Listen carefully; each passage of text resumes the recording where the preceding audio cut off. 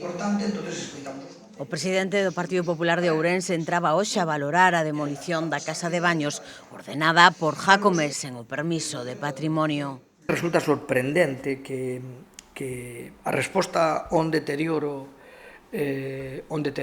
que foi paulatino, do que estábamos todos avisados, en lugar de adoptar medidas de protección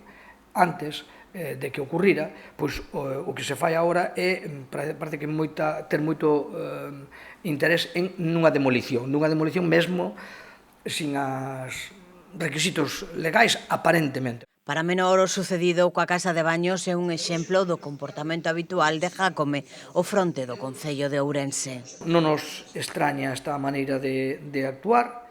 xa digo, sempre a rebufo, sempre como unha resposta a unha situación de deixadez previa de falta de planificación,